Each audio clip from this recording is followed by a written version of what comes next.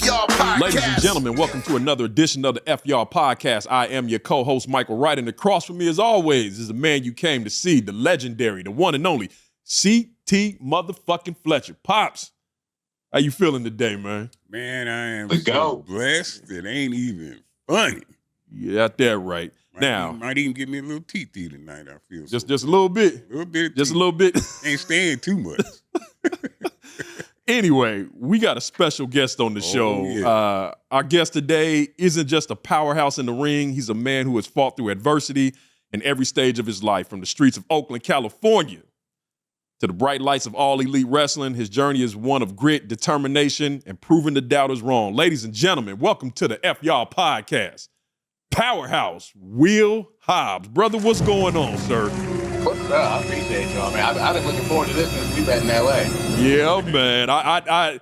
It was crazy. That was my first time being backstage at an AEW show, so I'm trying to make sure I follow all the etiquette. But when I walk past you, I say, man, I got to talk to this brother and see if I can connect with him. I appreciate that, because I have sometimes I forget myself where I'm at backstage. Yeah, you look like you was in a hurry too, man. I was like, man, I don't want to bother him, but I gotta stop this brother for a hot second, man, and just say what's up to him and see if I can get this brother on the podcast, man. You couldn't have been nicer, so I appreciate the love. Thank you so much, man. I'm a big fan. I appreciate it. All right, so before we get into you, I got a little special gift for CT. So, and it only makes sense to have somebody represent AEW on the show. So as you guys know, a couple of weeks ago, we were at AEW Revolution. Thank you to Tony Khan, Sanjay, the Hurt Syndicate, all of you brothers. You guys made us feel like royalty in that joint. Yeah. We appreciate it. And as you guys know, if you watch Revolution, there was a little segment that featured one CT Fletcher and the Hurt Syndicate. And AEW, Tony Khan, and like I said, Sanjay and the Hurt Syndicate all came together with a special gift for you, Mr. Fletcher. What? So I want to make sure I present this to you on air. So I want you to take a look at this, and I want you to open it up so the world can see. Man, I know the motherfucker heavy. I know that. It's got a zipper on the back there. Like your draw. Just open the damn gift, man. Yeah. My God. Look at that. Don't pull that out. Corinthian leather. Man, this motherfucker is heavy. Turn it up. You got it upside down. Man, hold that up to the camera. Solomon, can you get a close in on that, sir? They created you your own AEW Heavyweight Championship. The Hurt Syndicate, AEW. Check the other side, though. Got my name on it, CT Fletcher. Damn right. World champion. Goddamn right. I ain't gonna tell them what you the world champion of. The GOAT. Yeah. Old ass world. Boy, this motherfucking diamond steady. Look at that shit right there. Y'all check that out. So we want to make sure we did this on the air. Thank you again to Tony Khan. Thank you again to Sanjay, the whole AEW team, Hurt Syndicate. Thank you guys so much. Yeah, this is fantastic. I don't deserve it, but I'm going to cherish this for the rest of my old ass life. We'll probably hang it up. That thing look real nice right there. Yeah, man. So again, thank you to Sanjay Dutt, Tony Khan, Jeff Jones. Thank you so much for putting this beautiful belt together. Pops, anything else you got to say about this wonderful gift? Man, it's a gift of a lifetime. I'm very undeserving, but very, very appreciative. Everybody who had a hand in this, thank you from the bottom of my crusty ass heart. I love it. So thank you again, AEW. We look forward to working with you guys very soon in the near future. So we just wanted to take a moment before we got into our show to show some love to Tony Khan, Jeff Jones, Sanjay Dutt, and the Hurt Syndicate for this beautiful gift to one and only CT Fletcher. It is beautiful. Diamond steady. So you got to sit there let that sit there the rest of the show. Don't move. I'm going to take the shit off. All right, ladies and gentlemen, let's get back into it. Mr. Hobbs, I'm going to start this off, and I told you we do a little ignorant on this show, so I'm just going to ask you a question I've been wanting to ask you for a very long time, sir. You are with AEW Wrestling. Yeah. When the hell are they going to let Will Hobbs off that leash and let him run roughshod over AEW, brother? That's the shit I've been I don't know how many times I get asked that, and I've been waiting. You know, I ruptured my patella tendon back in April of last year, and that felt like equivalent to when I got shot. Like I felt something popping out. I went down, knew I wasn't right, but the person you see on TV is me when I get pissed off. Like that's just how I grew up. Like I honestly don't think the whole locker room roster, maybe even the company, is ready. Because I'm like, man, you know how it is when you get loose and ready to go. Like who gonna stop you and hold you back? Well, that's the So thing. I'm waiting for my opportunity. I'm trying to get my world championship and sit next to CT. I'm telling you, for somebody that watches the product every week, every time I see you on television, the one thought in my mind is this brother's hungry, and when they give him this opportunity, he is going to destroy this division. I've been wanting this since I was 3 years old. Since my big mama took me to my first show. Well, they don't know like about big mamas around here. Man. They don't know nothing about big mamas around here, man. All I ever wanted to do, since this little lady from Hollenberg, Mississippi, took me to my first show. That's all I ever wanted to do. Man. So I mean, I excelled at football and other sports, but this is in me. This is all I ever wanted to do. Because that's all I heard my grandparents talk about when they moved from Mississippi to San Francisco back in '63. Like they lived down the street from the Cow Palace in Frisco. They would go to wrestling every other weekend. So I'm like, this is in me. Like this is all I ever wanted to do. Who's your favorite wrestlers coming up? For me, man, it was, I gotta say, Stone Cold. Just because my grandparents are from the country, and my grandpa would always say, "Stone Cold, some bitch." Yeah. I always liked The Rock. I like Ravishing Rick Rude, Mr. Perfect. I was a big Road Warriors fan. I remember I got a robe from J.C. Penney one Christmas, and my older sister took her little glue sticks and bedazzler and cut up some sheets and grandma's feathers from her church hat and made me a robe, and we got our ass whooped. So I was about to say, brother, you can't be messing with grandma's church hats now. I know y'all got your ass toe one up of them was a canary yellow hat, and then that's the one she was gonna wear on Easter. Man, man, I ain't never been hit with a pool stick so hard. Wait, did you say a pool stick? I've been hit with a lot of things in my life. I don't think I've been clocked with a pool stick. Big mama, we used to have this little mini pool table. We would sit on the dining room table because we couldn't afford a real pool table. It's something we bought at the flea market. But that thing came with a real wooden stick, and I tried running away. She tore my ass up. I teach you to fuck with my feathers. You messing with grandma's church hat down. Hell, that gave me chills, and I ain't even tear the damn hat up. Shit. Man. So, did you grow up in church? Yeah, I did. I got to the point where I'm the youngest of all my cousins. It got to the point where they vouched for me where I could stop going because I would have sports on Sundays. But every Sunday we had to get up and clean, and it was Mahalia Jackson playing, Mississippi Mass Choir, them old school Malico records playing. That's right. We would always hear that, and and I went to a ghetto private school where it was just blacks and Polynesians and Hispanics, and we had maybe three white people at our school. So, but during religion class, I better know all my 10 commandments and everything. And, I'm making jokes in class. She coming up there talking about, my cousin Paul walked across water, and, I'm getting in trouble. And, but yeah, she made sure we knew the book, and, was kind of where I got the Book of Hobbs from. Yeah, man. Yeah.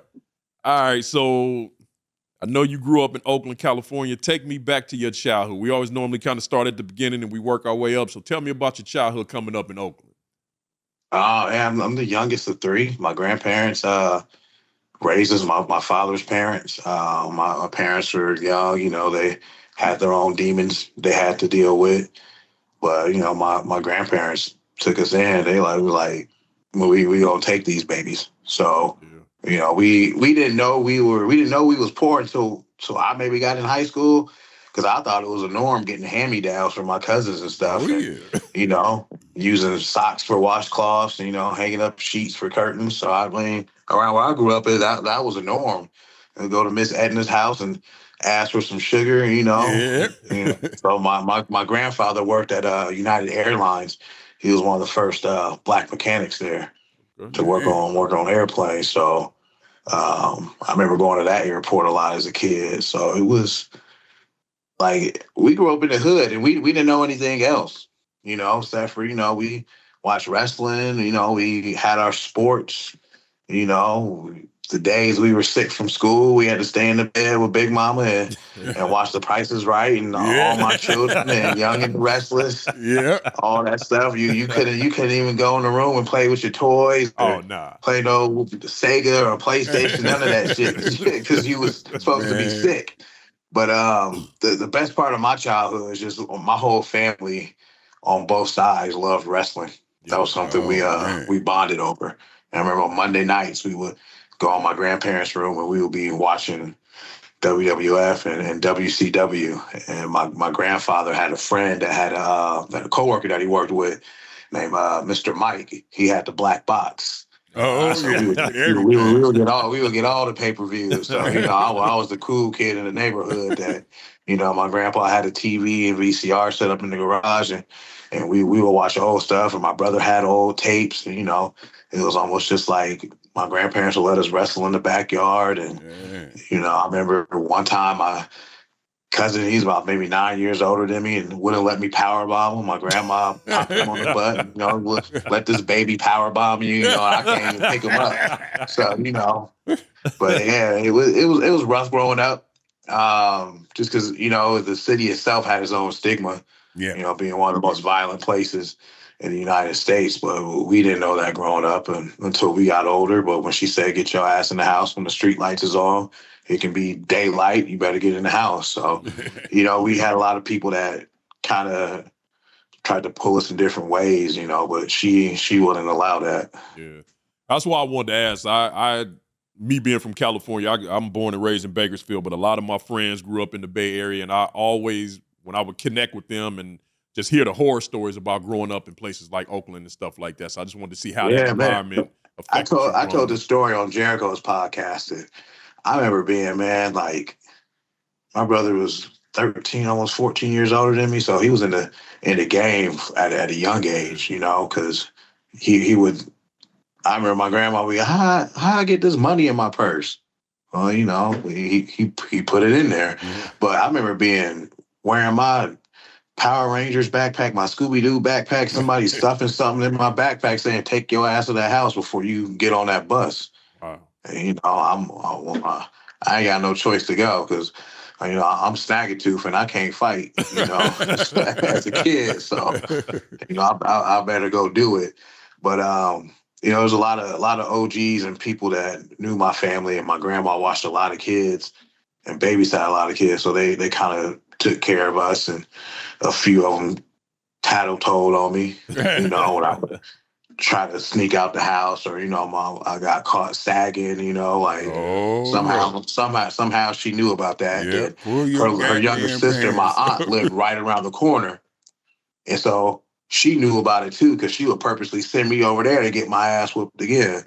So it was like, I'm getting a double ass whooping. Yeah. But it definitely shaped me who I am. It made me strong. I got a lot of the Bay in me, and it does come out in times. And sometimes it came out on TV. Did Grandma call you Willie or Will? Yeah, she called me Willie. My grandma's from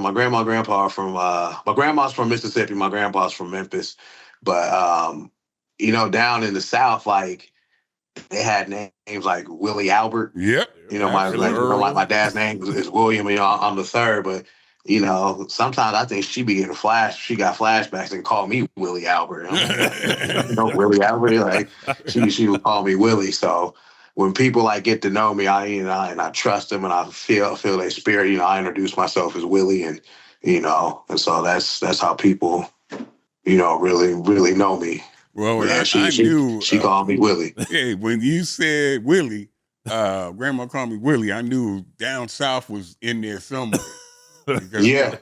I'm originally from Arkansas, and it was a whole bunch of Willies. Yep. But I want to go back to something you just said that made me think of something. And you talked about, how the neighborhood respected your grandmother, and, would help try to keep you on the right track. I think that's something that's lost in these neighborhoods now. There's no more rules and regulations to the game. I remember coming up, whether they were drug dealers, pimps, whatever, they respected the old people in the neighborhood. They make sure the young kids stayed on track. They didn't want you getting involved in none of that craziness. So when you said that, it just made me think of that, because I look at it now and it's just like there are no rules, no regulations to any of this stuff now, man. Nobody's off limits now. I had a dope fiend one time that my grandma watched. He gonna ask me, like, why your grandma grass ain't cut? And I was like, oh, all right, well, let me go make sure I cut this grass. So she had a lot of respect in the neighborhood from everybody. So it was that kind of, well, not kind of, that really helped me out a lot. Helped me stay on the straight path, because most of my friends, man, they either dead or locked up in San Quentin. Man, that's crazy. I look at, I was just having this conversation with one of my best friends, and we were talking the other day. I was just like, man, a lot of the cats that we grew up with, they either dead, in jail, or they still in the same spot they was in, in the 90s. And I'm like, I sometimes I'm thinking like how lucky we were to, especially for me, having a mother that kept her foot in my ass on a consistent basis, and to understand how strong that family structure is and how it really kept me on the straight and narrow, man. And I could have been one of these guys. Best believe I do that with my kids. my 19-year-old, that dude is 6'10", and I told him to take out the trash. He stood up off the couch, and I'm like, man, I still got about 60 pounds on your ass, man. Well, my younger kids, they set straight. But how I grew up is, the things that were taught by me, I'm teaching them that, because I really feel that's missing today. Because I'll be seeing kids talk to their parents all type of way, and I'll be like, boy. Bro, I almost had to jump on 2 teenage boys a few months ago. I'm coming out of the grocery store. They in there with their grandmother. She got a basket full of food, which I know is for they big hungry asses. Yeah. She's pushing the cart. They walking behind her talking. They get to the car, and I'm watching all of this, and this lady had to be 65. She's taking all the bags out of this, and they sitting in the car.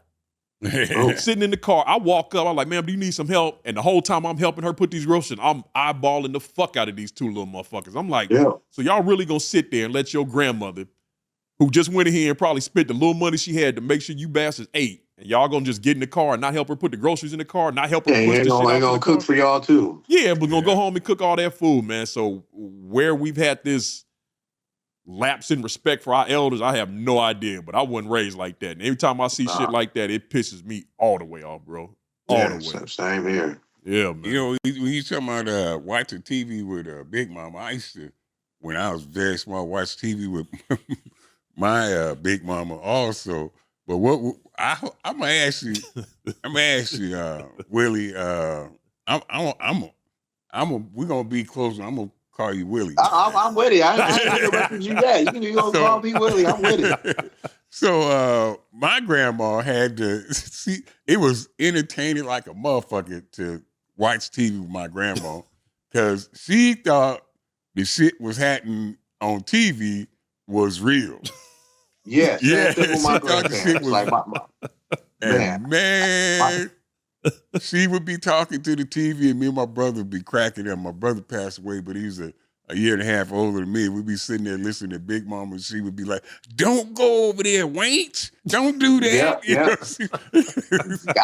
Golly, didn't I tell your ass? Yeah. I used to love watching sports with my papa, my grandpa, and because he gets so mad. He's a big San Francisco Giants fan, and he was sitting on the couch, and he leaned forward as somebody pitching, and they throw the ball. He go like this and go forward, man, and he act like he throwing the pitch, and watching Gunsmoke and Bonanza with him, and Big Valley, all those shows, man. All that stuff was was entertainment for me, and they had such a strong Southern accent, and I remember I was eavesdropping in the conversation, which I shouldn't have. My uncle came over, somebody rear-ended my grandpa, and my grandpa, he didn't pronounce it and things right, but we knew what he was talking about. Some guy hit him. He's like, he's like, that motherfucker didn't have no license or no recreation. And I come out the room. I'm like, Papa, he didn't have no what? I said, he said, really? He said that man that had no license or no recreation. I started laughing. And all that stuff I miss with them. And just watching shows with them, especially game shows, man, because they would lose their mind doing Wheel of Fortune and Price is Right. Oh man, don't get me started on Wheel of Fortune, man. I thought and it was crazy because I hated that show as a kid because my aunt watched it so much. But then as I became an adult, I'm watching all the same shit. Wheel of Fortune, Jeopardy, all of that shit.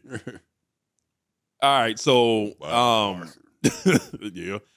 All right, so I want to touch on this subject just because we're talking about your childhood, your brother's passing. You said had a profound impact on your journey.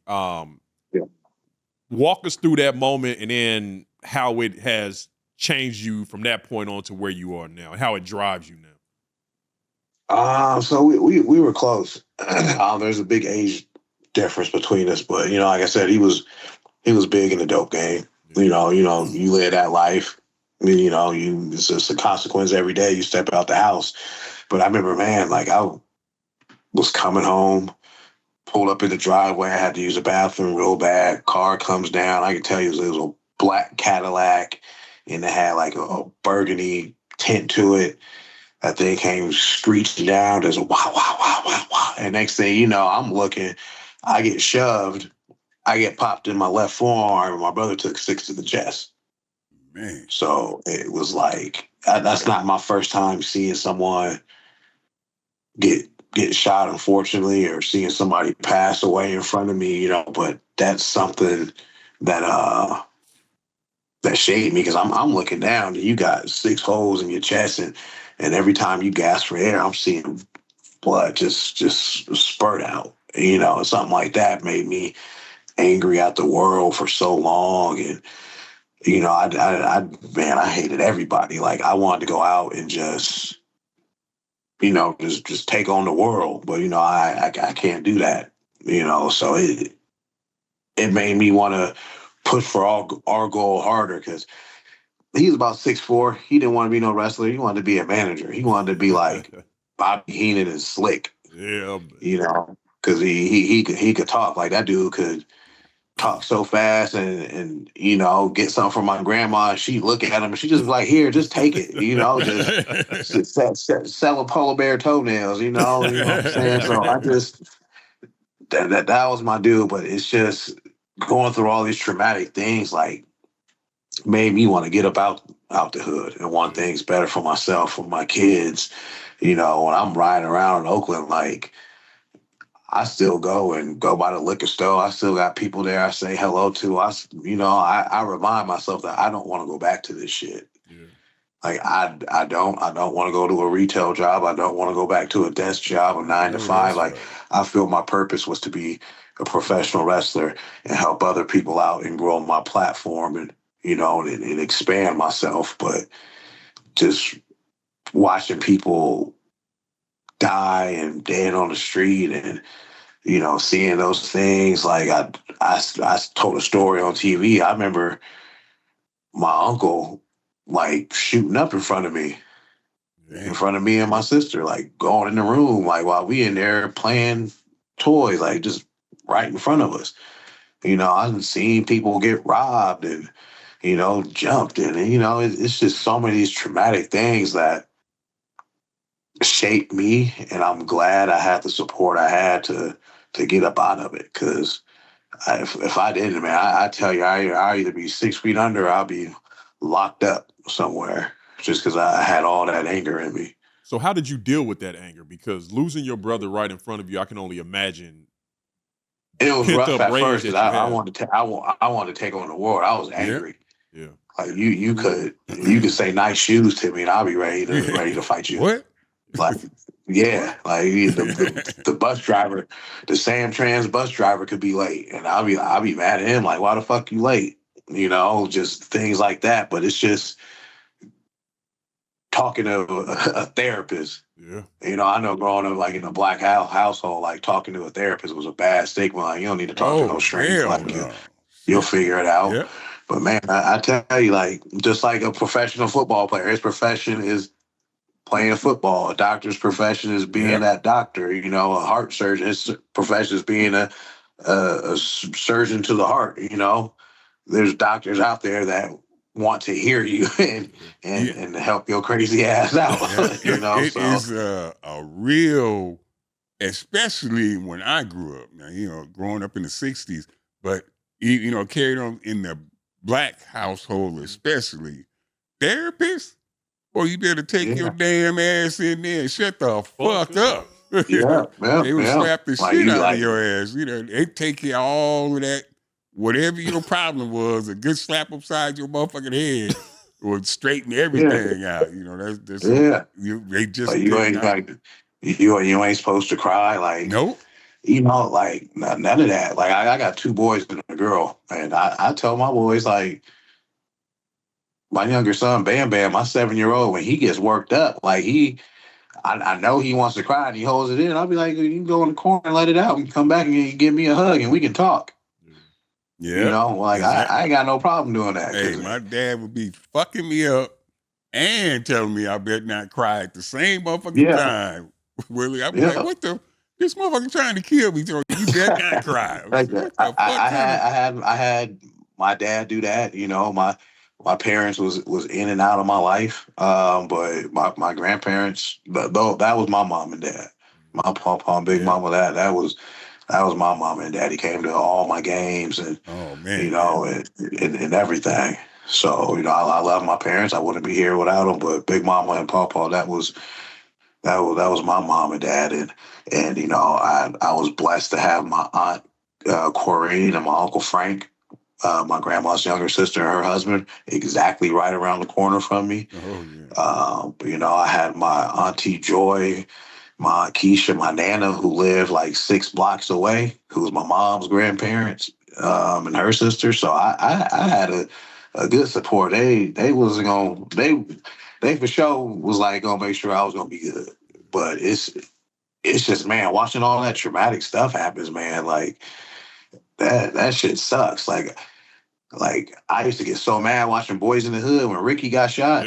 Because I would instantly think, you know, that, like, I'd just like, man, and some people be like, oh, you went through all that? It's like a movie. Well, shit, I guess so, but I mean, this is real life. It is. Absolutely. You know, it just ain't happened to me. It's happened to other people. Yep. So let me ask you this. You talked about how you're raising your sons and allowing them to show those emotions and cry.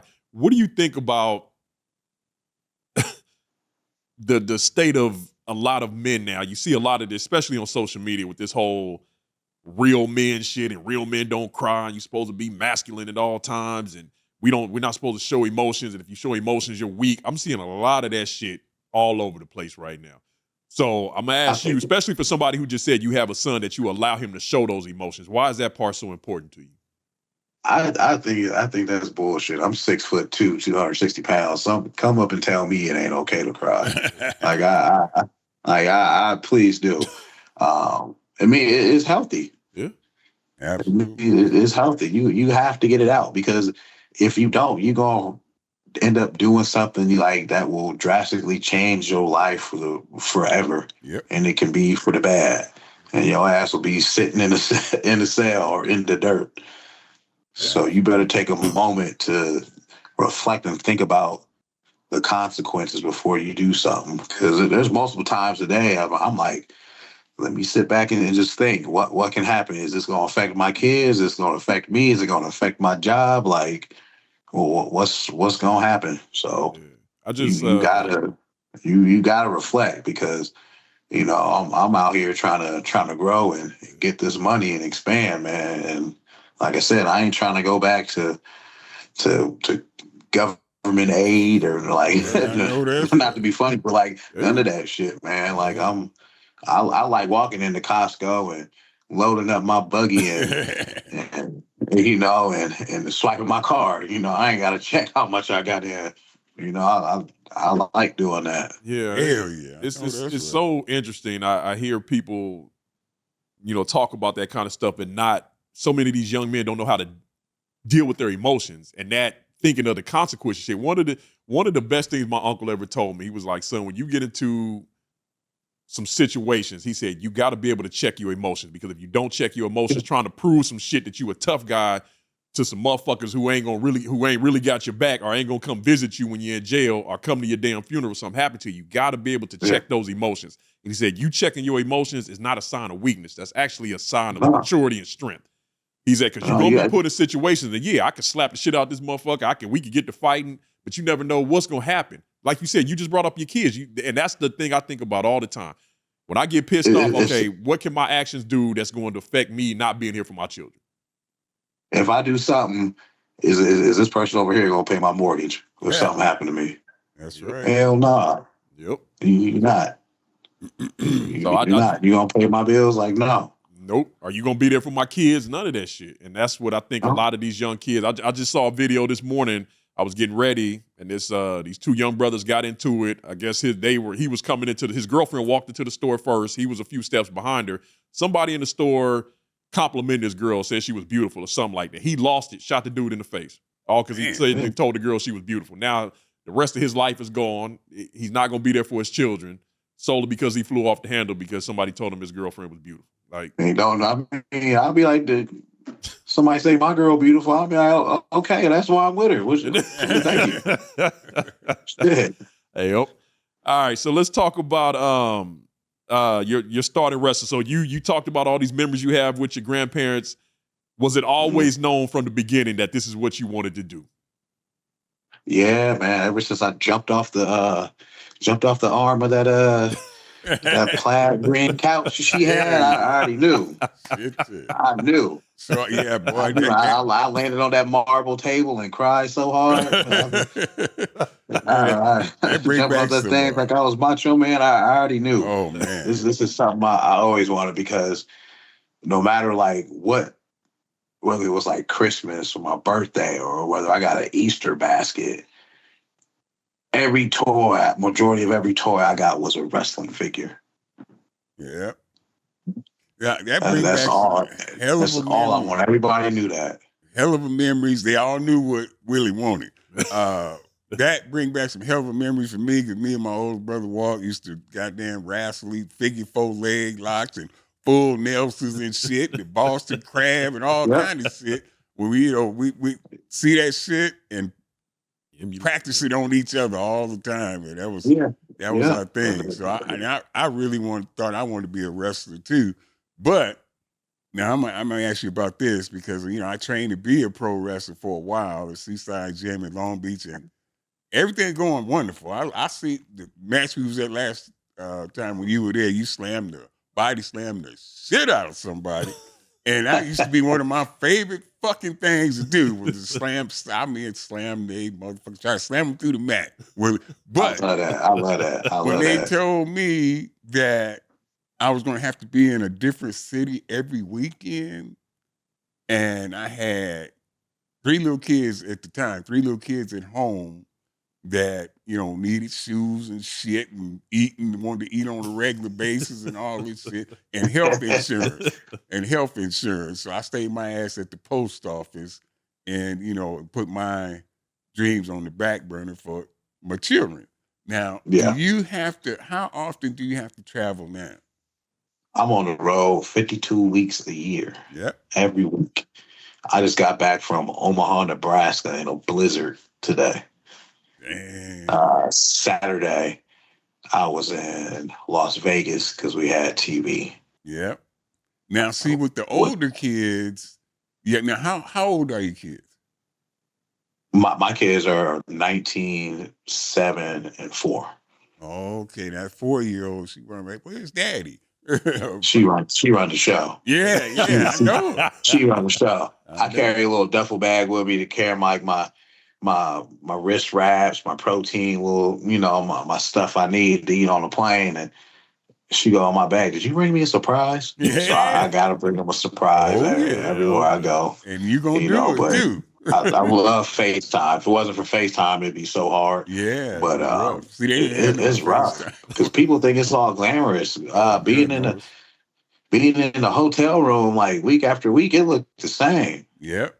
Like it's like I get on these early flights, so these kids don't have to see me leave. Because if they see you leave, it all hell's like you might as well just cancel. Yeah. Because get on these 5 a.m., 6 a.m. flights Tuesday morning, get to the city sometime Tuesday, find something to eat, check in my hotel, Google a gym, come back Tuesday night, shower, eat, go to bed, wake up about 7 a.m. Wednesday morning, which is show day, eat, find a gym, shower, go to the venue, probably from, depending where we at, if we're on the East Coast, 2 p.m., West Coast, 11 a.m., you there, let's say from 2 to 11. Damn. Then you got to catch a 5, 6 a.m. flight. Wow. Come home Thursday. And if you got to work TV on Saturday, you may leave Friday, that Thursday to go to TV Saturday. So you'll have that Friday off. But if you like me and you have kids, you fly home that Thursday, have all of Thursday, maybe some part of Friday off, catch a red eye Friday, do the same thing Saturday, come home Sunday, do your routine on Monday and out the door Tuesday. Piling up them frequent flyer miles. That's damn. All right, so let's talk about it. So take me to the start of your wrestling career. How did you get into it? Where did you train at? I trained at a school in Hayward, California, all pro wrestling. It was on this movie called Beyond the Mat that came out in 98. Yep. My dad's friend was a independent wrestler out there, so I would go to shows all throughout when I was a teenager and, kind of into my late teens. And we had about 23 people in our class. Tuition was $5,000. I didn't have no $5,000, so I was paying monthly with interest. Damn. So you probably end up paying 10. ain't no guarantee you gonna make it. Only thing guaranteed is you gonna get an education in pro wrestling. Damn. That was the only thing that was guaranteed. 2 of us lasted out of that whole class, me and another guy. We were the only 2. Yeah, and I'm talking about, man, I would have to load this heavy ass ring into a U-Haul truck, sometime driving from Oakland to LA, set up the ring, put the show on, maybe be a cameraman during the show if I wasn't able to, or they say if I didn't graduate to start having matches, drive that motherfucker back. Sometimes go from San Francisco to Vegas to wrestle, come back the same day. Like you're doing all these small shows, sometimes in front of 5 people, 50 people, 200 people, 500 people. Something like I did a show one time at a flea market, and I did a show at a senior citizen center one time. So it's like paying your dues. I did that for so long, and then I end up going down to Knox Pro, which is in Burbank. Training with the Hall of Famer Rikishi out there. That's where I got a lot of my game from. Like that's Big Unk to me. I text him every now and then, and he checks on me like that. That's where I got all my game from. Real good dude. Yeah, I speak to him on Instagram. I got game, so much game from him, and so having him find out he grew up with some of my uncles in Daly City near San Francisco. So I got a lot of my locker room etiquette from him, how to handle myself in the ring, how to protect myself, how to market myself. So he helped me out a whole lot. Then I ended up linking up with Booker T, who's another big hunk, who's helped me out a lot. And then I was grinding for that for 8-10 years doing that. And I would do tryouts with WWE, getting bypassed. Then, it was 2020 when the pandemic hit. I think my daughter was maybe 2 months old, and I had just got laid off from Facebook. And I'm like, damn. I'm like, I know I'm gonna get some unemployment, but this thing gonna run out. Yeah. And and I'm like, man, I got to make it. I was having a conversation with one of my boys, and out of nowhere, I get a text from QT Marshall and Cody Rhodes, and this is during the pandemic, so the world was on pause. Like the fear of me having to fly across country to Florida, to the Wild Wild West, not knowing what was going on out there, and everybody running all wild.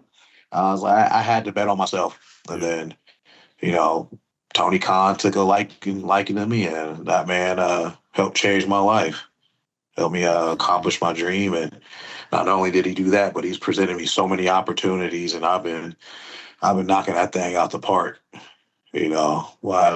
I call myself, one of the pandemic boys, because I came up when there was no fans at these shows. We will wrestle in front of nobody. How hard? How difficult was that to wrestle? And I asked that question because it was hard. It sucked because we feed off the people. That's why I was asking. You had so many people. Saw how the wrestlers fed off y'all, the crowd's energy. Yeah. That's what we feed off of. But man, doing that, it was hard. But you still got to put on the program. There's still people watching at home. Yep, that was the thing. I wanted to ask that question because we've had so many professional wrestlers on this show, and they always talk about feeding off the crowd. And I'm thinking those pandemic shows were crazy. And I'm just like, I know so much of what you guys do is feeding off the energy the crowd is giving you, but when there's no crowd, like shit, that's probably got to make it hard. You got to see who was, which of the cream was rising to the top. Yeah, so much talent came out of that. Like myself, the Austin and Colton Gunn, the Acclaimed. Yeah. We had so many people, men and women, come up out of that pandemic. Like it was like a new breed taking over. Yep. So how important is a promo? Very. I mean, I can do everything. Excuse me. I can do everything in the ring, but if I'm talking to you and I'm looking at you, that's what's going to convey everything. That's what's going to make you believe. If you see me whooping some dude's ass in the ring, and then I get on the mic and I'm looking at you dead in your eye and just talking to you calm and just staring at you like you want to feel that. Yeah. Like when I tell somebody I'm gonna beat your head to the white meat. Like what that means. Hey, and it just got Willie, a reaction out of you. Wait a minute, Willie. If you have not used that line right there on camera, Willie, I'm telling you, say that shit. Beat your head to the white meat. Goddamn it. Hey, it got a reaction out of you because you felt something. You know what that means. Because you damn right. I know. Hey, make some T-shirts. I'll beat your motherfucking head to the white meat. There we go. That's your tagline right there. I'm telling you, Willie. That's it right there. I'll beat your head to the white meat. Speaking of taglines, that's the importance of it. Because I said one day on TV, I said I'm 6'2", 265 pounds. I'm big, I'm black, and I'm jacked, and it just got a reaction. Shit, I remember that I'm promo. Big, black, and jacked. When I saw the T-shirt, I just busted up laughing. I'm like, I need that damn T-shirt. Yeah, I definitely ain't as jacked as you, but damn it, I said that was it. It works. Yeah, and I say stuff that I grew up hearing, and people get a reaction out of it. It's the norm for me. Absolutely. But just top five. Top five. Your top five promo guys. Who do you think was the best? Top five all time. I gotta say Ric Flair. Okay. That's one. Yep. Dusty Rhodes. Oh, hell. Dusty make everybody listen. I'm telling you, boy. Yeah. I tell Dustin Rhodes all the time, like, man, like, my grandma and granddaddy said, man, your daddy was black. Yeah. I gotta say The Rock is another one. One of my favorite guys, I think he's underrated, is Sid Vicious. Psycho Sid. He's another one. And man, another guy I thought was so cool is from Memphis. And when I used to go down to Memphis and watch Smoky Mountain Wrestling, when we would go visit family out there, is this brother named Reggie B. Fine. Reggie B. Fine. Now, I've heard of him. I can't say I'm super familiar, but I have heard that name. This dude came out in a white fur coat. It was 110 degrees in Memphis. And he just reminded me of my Uncle Donnell, just how slick he would talk. He was just, man. That dude is, you gotta look him up. That dude is a funny cat. But it's interesting you say that, because like I always put people like, it's just my favorite wrestlers growing up were people like Ron Simmons and Butch Reed. And the reason I related to them because those is cats that I saw in my neighborhood. Those were my uncles. Yeah. Those was the cats that, that was like me. That was like me with Harlem Heat. There you go. Reggie B. Fine right there. That's Reggie B. Fine. I can't believe I never heard of this brother. Okay. I'm about to check him out.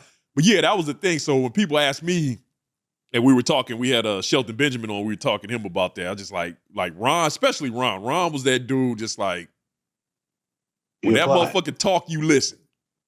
Yeah. He was that dude.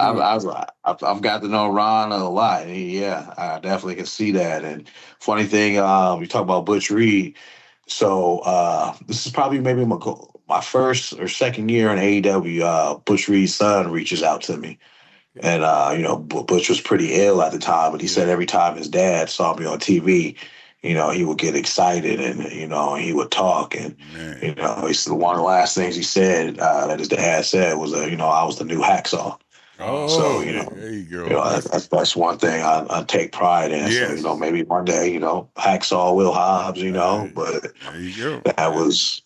that was pretty cool for me. I got the opportunity to meet Butch some years ago. Actually, him and Ron were at a convention in New Jersey, and I just happened to be there. And I had just started my weight loss journey at the time, so I was still probably about 330 at the time. And I remember I walked up to the table, and Ron remembered me because I had met Ron like the year before. So I walked up to the table, and Ron shook my hand, and Butch was sitting there, and Butch said, "You one big motherfucker."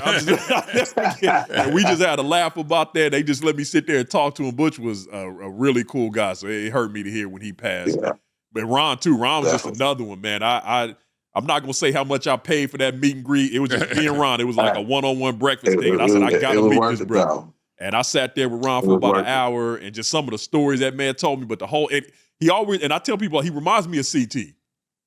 Listening to that man talk, and it's just, I sat there the whole hour, and he just was talking, and you just listen. It's the same thing with him. When he talks, you listen. Soaking it all up. Man, that Ron is that dude. Ron is that dude. We've been trying to get him on this podcast, and Ron, we still love you, even though you shot us down. But Ron said, "Fuck y'all." So my boy Midwest Kong, Midwest Kong said I think he said he met you a while back, but he met Ron in Detroit a few weeks back, and he's like, "Man, Ron, my boy's been trying to get you on their podcast," and Ron was just like, "I don't do many podcasts these days. Hell, I just turned the Undertaker down on his podcast." I'm like, "Well, if he ain't doing Undertaker's podcast, he ain't doing our shit." We don't stand a chance. All right, so September 2020, you officially signed with AEW, and you had a big performance in the Casino Battle Royal. Take me through those Battle Royals. How much of a clusterfuck is that to actually work in? Because they seem it is. It's the funny thing about that was the anniversary of the day my brother passed. Oh wow! When I was in that Battle Royal, so that meant a lot. That meant a lot to me. There was talks about me getting a contract. I don't think I officially signed yet, but I was like one of the last 5 or 6 in that Battle Royal. And that was a great moment for me. But man, those Battle Royals, man, you can't really do much. Punch and kick. That's it. Punch, kick, and choke. You see an opening, you dump somebody out. So, but those are always fun because I always grew up watching Battle Royals and stuff as a kid. So, it's always fun to be in those. We had Shelton on. I told Shelton if I got a new finishing move for him. What's that?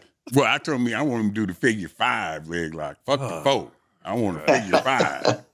Now, Willie, I want. What's your favorite? Because we ain't got one now. I come up with one for you. But what's your favorite finishing move? I know you like to slam motherfuckers, but My favorite one. I was a big Arn Anderson fan. Oh, okay. You know, he rolled with Ric Flair, so I do the spine buster. Oh, and I remember when Arn was at AEW, and I did the spine buster one night. Arn had his glasses on, looked down on me, put his glasses down, looked at me, and come in. I said, "Damn, I should have asked him, could I use his finish?" I said, "I'm about to. I definitely ain't getting hired." So he came, pulled me aside, he's like, "Son, that's one of the damnedest spine busters I ever seen in my life." No shit. Ever since then, he blessed me. He gave it to me and said, "Use it," and that's what I'm using. All right, I gotta ask you.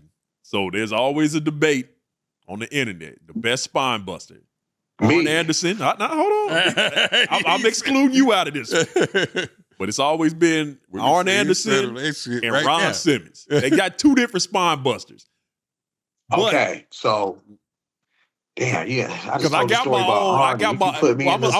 I'm gonna let you think about it. Now, the prettiest spine buster was Arn. The most impactful. Ron looked like he was trying to put you through the fucking mat. Yeah, Ron, it looked like Ron was trying to, commit a 187. Yeah. Ron didn't. He looked like he didn't give but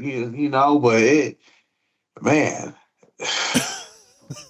Out of those two, man, man. I knew that was gonna put you. Okay, so what type of match? Like, I'm trying to create a scenario. Just a straight up one-on-one match.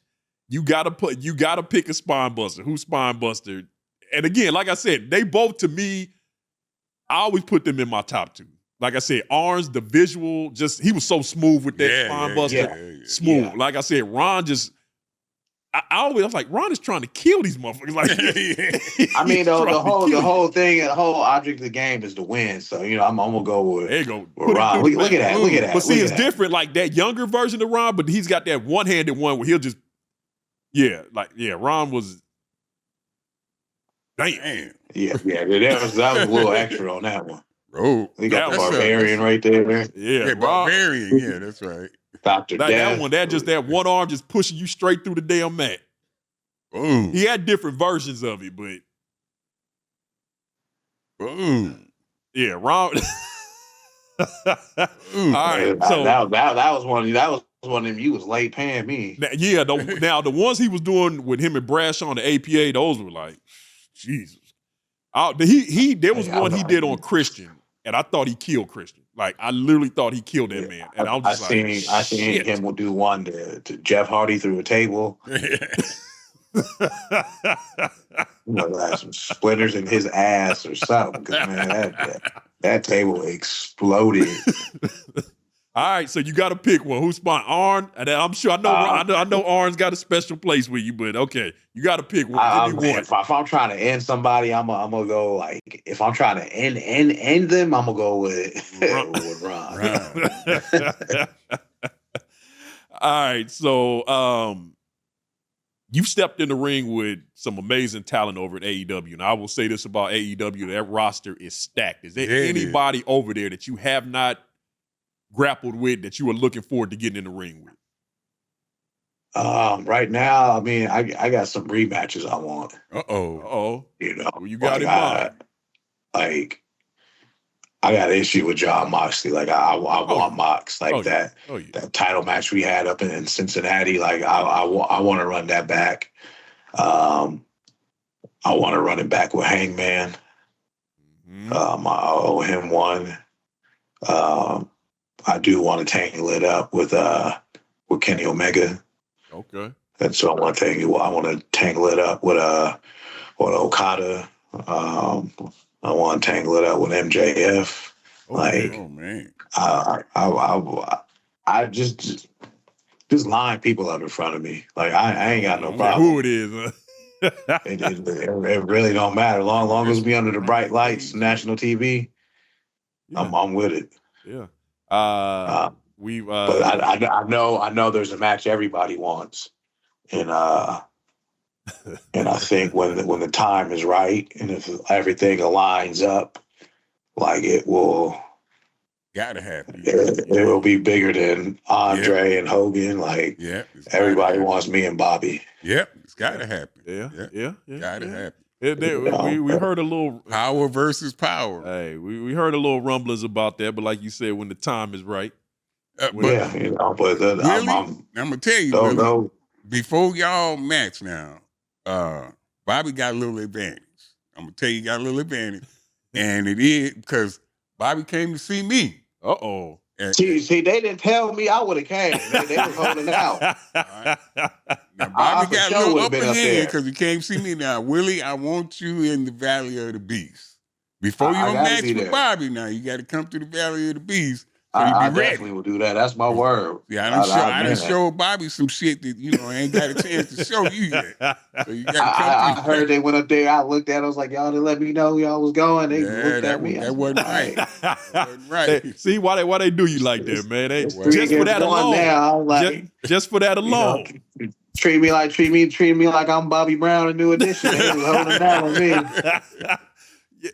I can't believe it. Yeah. See, so Shelton, MVP, Bobby, y'all wrong for that, man. Y'all could have sent the invite out there. You gotta have Willie over there, man. But it's such a cool thing having those guys there because I grew up, watching them. Yeah. They've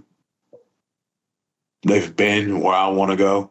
And their status is continuing to rise, and they're setting new things.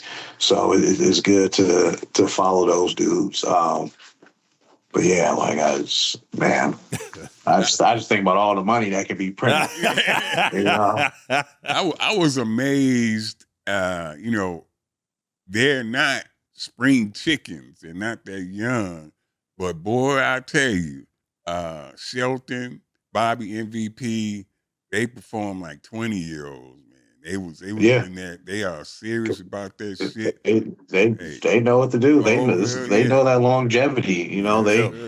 They know what they can do, what they can't do, when they're gonna do it. So then that's what I'm learning from them because the thing is longevity and make that money. Yeah, that's right. I told Shelton when we had him on the show, the first time we had him on the show, I was like, brother, whatever you doing, I need the secret because he don't look like he aged in 25 years. No. And people, it was funny because when that video came out, I had so many people. They were just like, we didn't know Shelton was Shelton Benjamin is a damn unit. Like that brother is put together. He is, and he's deceptively big. Like people, like I knew he was in shape, but standing next to Shelton, I'm like, this. Like Shelton, tricep swole up big as fuck. Shelton is a unit, brother. I'm not taking anything away from Bobby Lashley. Bobby Lashley is Bobby Lashley, but Shelton, Shelton. Man, try standing in the elevator with those three brothers and just. Ain't no that's probably like over 1,000 you and them pounds get on the elevator. Yeah, if you and them get on the elevator, whoever they gonna have to wait because there ain't gonna be no room. No room left. But another question I always wanted to ask you, and it is something on your social media, and in your bio it says, comments off, I don't need your validation. Damn. I don't. And I learned that was the most profound shit that I saw. And I've been wanting to ask you about that. What and I asked this question because again, when we had Terry Crews on, I asked him this question. Bill Goldberg, all these people who look at social media and the comment section totally different. Terry said, I use it as fuel. Like, I read it and it drives me. Goldberg was like, I totally stay away from that shit because I know how I am. It's going to piss me off. And Michael J. White said the same thing. It's just so my thing, is it because you don't need the validation or you just know how you are? And when people start talking crazy shit. Yeah. I know how I am. Yeah. Sometimes I get a little ignorant. Like, I know how I am. Like, sometimes I think people is just so consumed to social media, they just want to read everything. And one person who doesn't know anything about what we do or what we put our bodies through or the sacrifices we do for our families, like they don't know. You sit behind a keyboard all day. Like you can't tell me when I ruptured my patella tendon, like you can't tell me what my comeback or what it was like because I had surgery. I tore it on a Wednesday. I had surgery on a Monday, flew home from Jacksonville on Tuesday, got my ass in the gym Thursday, started PT Friday, and I was in the gym 5 a.m. to 7:30, come home, eat, get ready to go to PT from 10 to 1 p.m. 6 days a week. And that's why my recovery went from 8 to 12 months to 4.5 months. Because I knew what I had to do. But I learned from my big mama and my papa, not everybody's gonna like you. And I don't want everybody to like me. Oh, hell no. Like, I don't. Like, I'm gonna be honest with you. Yeah. I love all my fans to death. Thank you. I appreciate y'all. Let me not get that twisted. But if you don't like the way I do a certain move or how I perform in the ring, unless your name right now is Tony Khan, and you want me to change something, it don't matter. Like, my fans know me. The boss is happy with me. So if you like me, I'll ride with me, rock with me. Let's do it till the wheels fall off. But if you sit behind the keyboard, I don't like the way he does the spine buster. He should have did it this way, or he needs to do this and that. Like, nah, I'm cool. Like, you ain't gotta like me. And I'll make sure I tell my kids that not everybody's your damn friend. Because one thing I say about my grandma, she always knew who was with me and who was against me. Like, she was dead on the money every single time. Yep. They know. They always know. Go ahead, Boss. Well, I fucking love that, by the way. I don't need your validation. Boy, that sounds like some shit I would have said my goddamn self. And I fucking love that. You still say it. Yeah, fuck you and fuck you. This is why we named this podcast the Fuck Y'all Podcast. When we decided to do it, I was like, Pops, what we calling it? He was like, fuck y'all. He was like, I don't give a fuck if they listen or not. I'm like, well, first of all, we need them to listen. Like, shit. Like, we need the listeners, but he honestly, I don't give a fuck if they like the show or not. Fuck them. It's the truth hurts. Some people can take it, some people can't. Like, I'm with you on that. Yeah. All right. So before we get out of here, and like I said, when the initial question I asked you is, when is AEW going to let Will Hobbs off the leash? But I'll say this: when that happens, I'm very fearful for anybody in your path when that happens. You need to fear. Like, it's coming. Like, I think when I came back in November, had that match, like, people saw a whole different me. When I had that international match with Takeshita, on pay-per-view, people saw a different side of me. And I've been on TV every week, and people have seen a whole new side of me. Like, the fans are going to let you know. The people who watch the shows are going to let you know whether they believe you or not.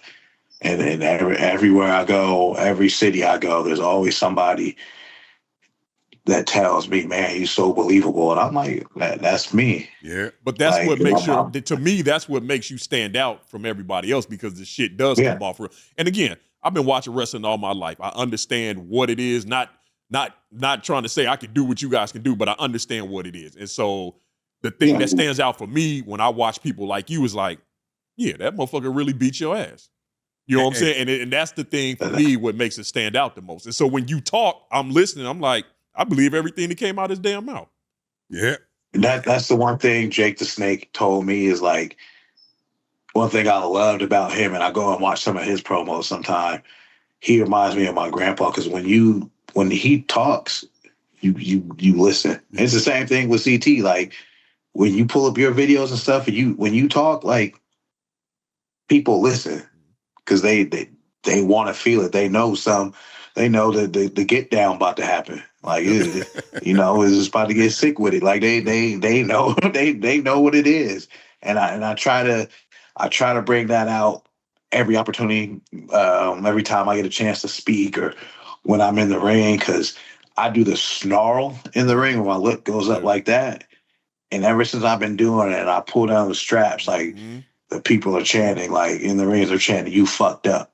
And like the snarl thing, it was an accident, because when I used to play Pop Warner football, we had these little janky, cheap rubber mouthpieces.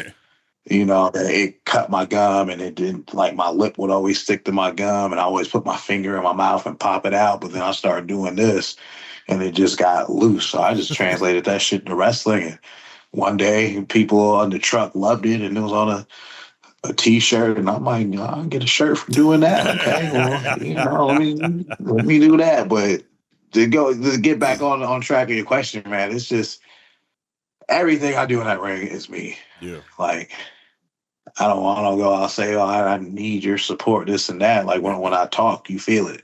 And that was the thing I loved about Jake Roberts promos. Jake didn't have to yell. Jake would talk really low. But and listening and hearing him talk about that years later, he said, I did that for a reason because I knew if I talked low, everybody had to shut up to hear what I was saying. Mm. Yeah. So he could convey his message and just the sinister way he would do things. Like I said, you never heard Jake raise his voice. He would talk real low. And like I said, even with you, when I'm watching you, you're not always yelling. You're just talking. I'm like, yeah, that motherfucker, he's going to kill somebody. It is what it is. And again, whatever you are portraying, it comes off perfectly on TV. I'll just say thank you. I appreciate that. I was like, to tell you one more story about my grandma. She said something when I was getting smart. Like I didn't, like my grandma made me, when we had chest colds, my grandma would rub me down with green alcohol. Oh yeah. Or she would call it alka rub. Yeah. Yeah. She made me swallow Vicks one time. Oh man, swallow it. Yeah. I told her, I said, Big Mama, it say you're not supposed to swallow this. She pulled me aside, got real close to my face, and said, how many fucking kids you raised? And it was just the most subtlest voice. And I was like, all right, we'll take the Vicks. This damn baby. Don't swallow this shit, dude. Yeah. All right, well, Will Hobbs, we got one question we ask all our guests before we end these interviews, and you got to answer. And I don't think you're going to have a problem answering this question. Will Hobbs, you got one opportunity to slap anybody, dead or alive. No repercussions. You just get to slap the shit out of them. Who you slapping? Who am I slapping? Damn, I ain't never been asked that. That's the point. Really? That's the point. Oh, man. Dead or alive. It don't matter. I ain't seen this dude since I was 7 years old. This motherfucker named Tate. I stole my bike. And I got my ass whooped. I had just got a brand new lime green Huffy bike. Oh shit! And I like nobody knew. Like never seen him since. And I don't know what he looked like today, but I'll probably slap the shit out of him. Well, we'll tell you if you watching. That's your ass. Got that green Huffy. Yeah. I still want my tits beat. So. Say you getting the shit slapped out of you. Down to the white meat. To the white meat. To the white meat. Yeah, to the white meat. All right, Pops, anything else before we get out of here, man? Man, I just want to thank you, Willie. I want to thank you so much for coming on the show, man. I want to tell you that you are a hero of mine. And AEW, let Willie go, goddamn. Free Willie. Let him run rampant. Let me out. Goddamn AEW. All right, so a lot of you guys have been asking about the potential partnership between the FYR podcast and AEW. There's still talks ongoing, but I'm feeling good about it. They need to do it. We need this. And I thank you for saying that because it's to hear people like you say that, to hear people like Shane Taylor say that, Shelton Benjamin, MVP, all you guys that say stuff like that, man, it means a lot to us. So we're hoping all this stuff get worked out, and once it does, because I'm claiming that it is. Mr. Hobbs, I think you and Mr. Fletcher will be seeing each other very soon. I hope so, man. I'm trying to, when I get that title match, man, I need you to accompany me to the ring, man. Oh, hell. You and you. So I'm gonna stop 1 second. A good friend of mine, Andre Ward. Oh yeah, SOG. Yes, sir. Yeah. So when I had that title match, I need both of y'all accompany me to the ring, man. Yeah, man. Well, it's gonna be a must. I will say you guys might be seeing a little more of the FYR podcast coming up with AEW, so we're looking forward to it. And Mr. Hobbs, let me just say this: you got an open invitation to Iron Addicts Gym whenever you want to. Anytime. Brother. So anytime you want it's a 45-minute flight out there. I got about 300-something miles. I can make that happen. All right, well, brother, whenever you ready. All right, so we're going to get out of here, Mr. Hobbs. Thank you so much for doing the podcast. I know this won't be the last time you were on this show. We appreciate you taking time out of your day. I know you just got home from a major snowstorm, so I'm pretty sure you need your rest, so we're going to let you go. But again, thank you so much for coming on the FYR podcast, and I know we will be seeing you very, very soon, sir. Appreciate y'all. Thank you. Anything you want to promote? Anything you got coming up? Website? Anything you want to let the people know about? No, not yet, man. Just watch AEW Dynamite Wednesday nights on TBS, AEW Collision on TNT. You know, follow me on my social media, especially Instagram, True_Will Hobbs. Yeah. But don't try to leave no comment though. Nah, you know, you might get cussed out. All right, ladies and gentlemen, another edition of F Y'all Podcast in the book. Thank you, Mr. Hobbs, and we're going to end this show like we do every show. Fuck y'all. Podcast.